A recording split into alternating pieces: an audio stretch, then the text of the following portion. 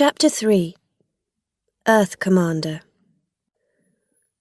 The next day, in Kisangani, Kia and Rilla waited quietly in an office in Gog's house. Suddenly, Commander Zadak came into the office and gave some letters to the man behind the table. He saw the two young people and stopped in front of them. "You again," he said. "What are you doing here?" Kia stood up. "Good morning, Commander. We're here because we want to see Earth Commander." I saw Earth Commander some minutes ago and talked to him about rain, Zadak said quietly. But he didn't listen. Your Captain Saru was here earlier this morning and began to tell him about the holes in the AOL. But Gog doesn't want to hear about our planet. He's always talking about Mars. In the end, he's going to destroy Earth. "Please help us," Rilla cried. "Come and see Gog with us." "No." Zadak looked at Kia and then at Rilla with his blue eyes. "I'm not talking to Gog again. And you? Gog isn't going to listen to you. Be careful, and good luck." Commander Zadak opened the door and left the office. Rilla looked at Kia. "Earth Commander is a difficult man. I don't understand him." "Everyone is afraid of him," Kia said, "and Commander Zadak isn't going to help us." Kia and Rilla waited. They waited and waited. At nearly 12 o'clock, a guard came into the office. "Come," he said. Kia and Rilla went with the guard. The house was big and old, with big windows and many doors. The guard went downstairs and opened one of the doors. There was nobody in the room. "Wait here," the guard said, and left. Kia and Rilla sat down on the expensive green and black chairs and looked at the expensive flowers on the tables. There were no windows in this room. Suddenly, the door opened and a tall, fat woman came in. Her name was Belle, and she was Gog's wife. She had a lot of long red hair, and she wore an expensive blue dress. Belle liked expensive things. She carried a cat. The cat was black and white. Half its face was black, and half was white.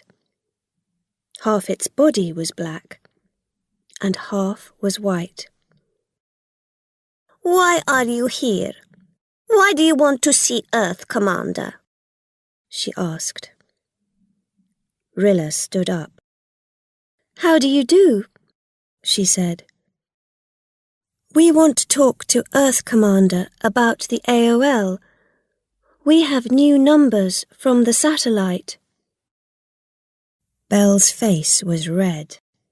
"The AOL? Earth Commander knows about the AOL, and he is the best man." "Excuse me," Kia said quietly. "We want to help Earth Commander."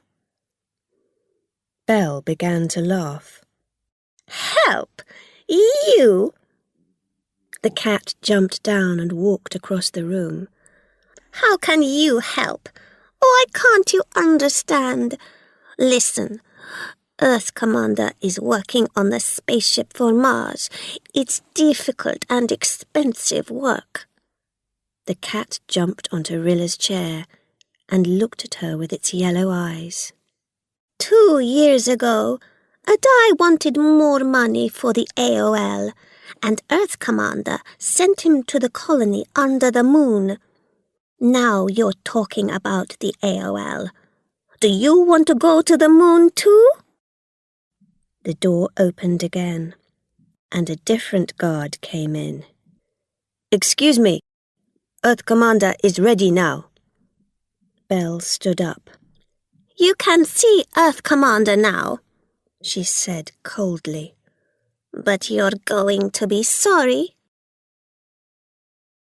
The guard opened a different door, and Belle and the cat went into a beautiful room with expensive, very old tables and chairs.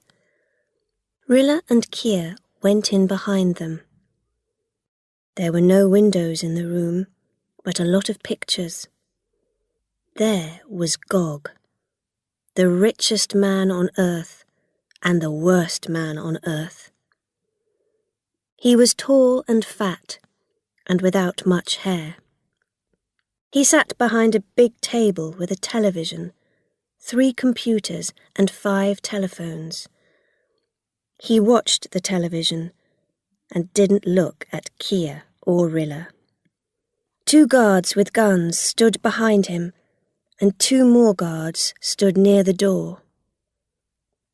Here they are, Belle said. They aren't friends. Oh, no. They want to talk about the AOL, of course. No one understands about Mars. That's all right, Gog said quickly. And then he looked up, first at Rilla and then at Kia. His eyes were cold and green. I know about you too, he said. Your captain told me about you. You're famous. 2 children. You want to help planet Earth, is that right? He waited. The cat jumped onto his table and sat down in front of the television. Yes, Commander, Kia began. The AOL is breaking up. When? Tonight? Tomorrow? Gog said angrily. I heard this old story 2 years ago from Adai. Everyone comes here and wants money. Money for the AOL, money for rain, money for the moon colony. But I am Earth Commander, and you are nobody. I know about the AOL, and the AOL is good for 100 years. But the satellite, Kia began again. Be quiet, Gog cried. I am Earth Commander. I'm not going to give money for the AOL, or for rain, or for the moon. Gog looked at the guards near the door. Take them away. I don't want to hear them. The guards moved behind Kia and Rilla, and Belle began to laugh. Goodbye, she said. You're not going to the moon. You're going to prison. You can talk about the holes in the AOL there.